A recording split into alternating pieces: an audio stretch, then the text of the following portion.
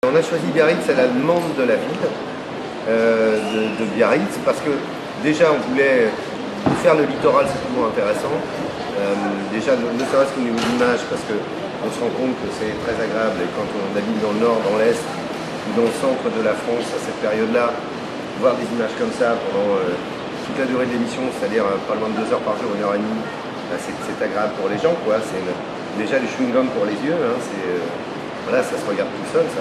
Et Biarritz, parce que nous en a fait la demande, la région Aquitaine, et en plus François Aquitaine souhaitait à ce qu'on vienne dans les Pyrénées-Atlantiques, comme on ira sûrement dans les Pyrénées-Orientales, de même façon, comme on a fait Pau, comme on a fait Agen, comme on va faire Bordeaux, c'est une région touristique très importante, économique et touristique importante, donc il n'y a pas de raison qu'on n'y aille pas souvent en se déplaçant un peu avec des caractères identitaires par province, j'ai envie de dire. C'est un Pays Basque, Béarn, Aquitaine, Gironde, où chacun a une identité forte. Et puis là, venir dans le Pays Basque, c'est ce que je disais tout à l'heure, il y a l'Écorce, les Bretons et les Basques, on sait que c'est 3 forts caractères, 3 fortes identités, et avec une culture très développée. Donc pour nous, c'est du beurre de venir ici, puisqu'on parle de la culture au sens général tous azimuts. Quand on vient ici, on sait qu'on va rencontrer le chant basque, on va avoir la cuisine traditionnelle basque, on va voir tout ce qui fait cette culture particulière, tous ces particularismes régionaux. Donc c'était important de venir ici à Biarritz. Historiquement, c'est évidemment facile, hein, parce que là, pareil, c'est une avenue. La gastronomie, c'est un bonheur. Voilà, le tourisme, la plage, le sport, le bien-être. C'était évident de venir ici.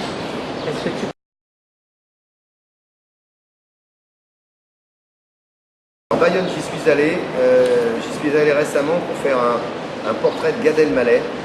Et à tout dire, on s'est vraiment marré à Bayonne parce que, évidemment, on a eu des chants, on était reçus à l'Aveyron bayonnais, donc ils avaient fait un après-midi spécial. Et là, c'est parti en vrille parce que Gad Elmaleh est drôle, sympa, ouvert. Donc il a partagé avec tout le monde. Et c'est devenu un bordel, ça a fini à la Garbure le soir chez Darroze, enfin bon. Et là c'est parti dans cet esprit de fête, quoi. Les gens sont très accueillants et très festifs. On le sait par les fêtes de Bayonne, mais je trouve bien que j'ai jamais fait les fêtes de Bayonne. Mais voilà, elle en parlait ce matin, Stéphanie Deschamps, la régionale d'Étape de France 3 Région, du Pays Basque d'ailleurs, nous a montré des images des fêtes de Bayonne. Voilà, on sait que c'est une fête, quoi. On en entend parler tous les ans, tout le monde en parle, tous les médias parlent des fêtes de Bayonne.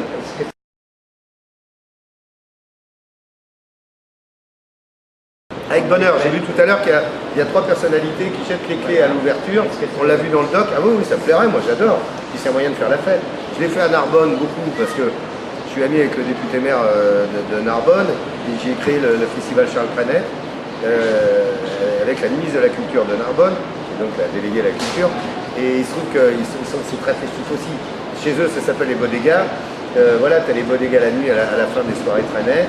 C'est le même esprit que les fêtes de Bayonne, quoi. C'est aussi festif et sympa. Et j'ai un réalisateur en radio qui vient de Nîmes, qui lui fait les férias de Nîmes, qui a encore un autre esprit. Mais tu vois, cet esprit du Sud, tu pars du Languedoc-Roussillon jusqu'aux Pyrénées-Orientales, tu remontes un peu, tu vois, par l'Aude, et tu suis comme ça jusqu'aux Pyrénées-Atlantiques, et tu te rends compte qu'il y a cette culture festive dont on parle, dont toute la France parle, à chaque moment que tu as une feria ou une fête, et c'est intéressant pour nous de venir et de s'y installer. Et alors moi, balancer les clés à la poule pour dire allons-y, la fête est ouverte avec grand bonheur.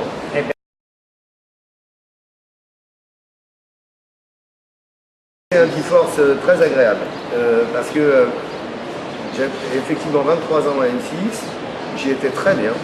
Voilà, j'avais créé des émissions à forte identité, j'ai commencé avec la chaîne, donc j'ai grandi avec cette chaîne, on s'est fait ensemble, et je partageais du coup une proximité avec la direction et une amitié avec le président, l'ancien président regretté Jean Drucker, et le président succédant qui est Nicolas Taverneau. J'avais cette relation de proximité, de convivialité avec lui, et lorsque je lui ai dit au mois de décembre, voilà, j'ai envie de partir, il m'a regardé avec des grands yeux parce que j'ai failli partir 5 fois de suite avant sur TF1, mais je ne suis jamais parti parce que je me sentais très bien sur M6 et que j'avais rien vraiment d'intéressant à faire à TF1, voilà. Et il se trouve que la proposition de Pierre Sled, je lui ai répondu oui en 30 secondes. Quand il m'a expliqué de quoi il s'agissait, c'est-à-dire midi en France, grosso modo, je lui ai dit oui au bout de 30 secondes. Il me dit, mais t'as le temps de réfléchir. Je lui ai dit non, c'est oui. C'est oui tout de suite. Parce que c'était les régions, parce que j'avais le choix d'avoir des chroniqueurs spécialisés, parce que c'est un Barnum et que j'aime bien ces Barnums-là, parce que c'était en direct et que ça me plaît. Donc j'ai dit oui tout de suite. Et après, avec M6, ça s'est bien passé parce que j'ai toujours une fidélité au regard de cette chaîne, que le président en est conscient, qu'il m'en sait gré, je pense. Et la seule chose qu'il m'a demandé, il m'a dit, est-ce que tu as vraiment envie de le faire? Je lui ai dit, mais j'ai pas envie, j'en meurs d'envie. Et il m'a dit, bah alors fais-le. Et voilà, et ça s'est passé comme ça, et il m'a fait comme on dit, un papier pour mon départ, pour annoncer mon départ, qui était dithyrambique. Donc, et j'ai des relations formidables avec lui, hein. Il m'appelle, comment ça va, j'ai de très bonnes relations avec lui. Il sait très bien que je suis pas parti ni pour de la notoriété, ni pour de l'argent, ni pour... Jamais. Il sait que ça peut être qu'une question d'envie. Et quand je lui ai dit, j'ai pas envie, je meurs d'envie, il m'a regardé, il m'a dit, mais bon, bah, vas-y, va te régaler. Voilà, et c'est formidable d'avoir des rapports comme ça avec... C'est pour ça que ça s'est super bien passé. Alors, tu serais...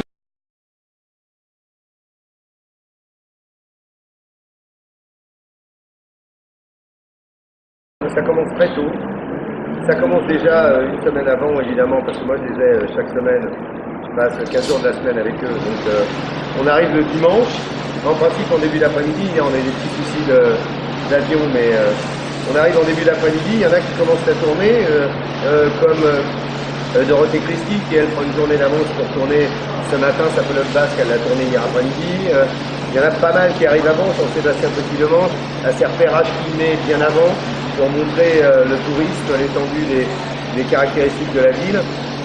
On travaille, on prépare les conducteurs, et là on discute beaucoup, c'est-à-dire que il y a une discussion sur les conducteurs qui est assez longue, à savoir si on traite plutôt ça, est-ce que tu traites longtemps, est-ce qu'il ne faut pas le couper, est-ce que tu as des images.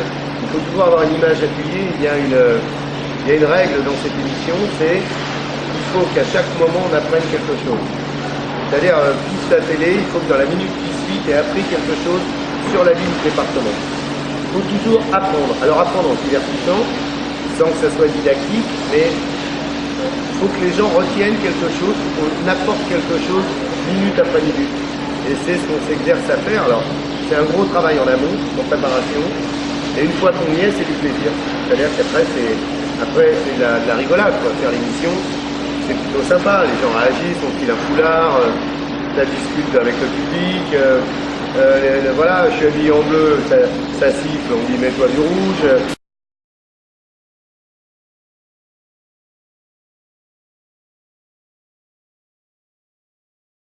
Et laisser le temps au temps, qui paraphrase l'auteur, mais voilà, c'est qu'on est arrivé, on est arrivé au milieu de rien, c'était au mois de février, on a commencé le 3 février. Il ne se passait pas grand chose en télé à cette période-là, donc tous les feux ont été mis sur nous. Je pense que les Parisiens n'ont pas trop apprécié qu'on fasse 1h30 en région et que quelque part c'est un fleuvisme qui n'a pas de raison d'être. Et puis on était les seuls à être en ligne au moment où il ne se passait pas grand chose en télé et que les gens n'ont pas compris ce qu'on faisait. On a mis du temps à s'installer petit à petit, on gagne du terrain petit à petit, c'est long. Moi à France Télévisions on m'avait dit tu verras ça va être long, tu pars c'est une affaire, il n'y a rien, ça va être très long. Donc les gens viennent mais ils vont être collés, si c'est exactement dans le protocole qu'on t'a donné, ils vont rester parce que ça va les intéresser. Et c'est ce qui se passe, ça a été long. Total, on est à la fin de cette semaine, on sera au 4e mois, ce qui est peu. Et on sait déjà au 4e mois qu'on commence à la rentrée, à la demande du président de France Télévisions et de François Guilbault, président de France 3. Donc, comment dire, on va pas faire youpi, mais si un petit peu quand même, un petit peu youpi quand même. Et j'ai envie de dire c'est QFD, hein, c'est ce qu'il fallait démontrer. Ben voilà, à bon entendeur, salut. Voilà, moi j'ai envie de leur dire ça, voilà.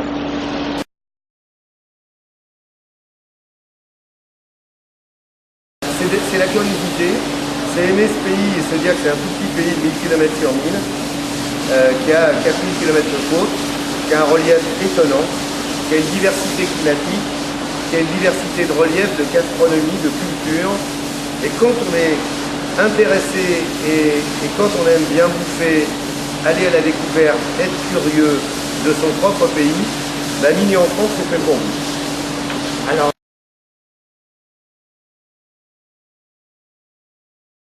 tournée avec H-Tendre et Tête de Bois.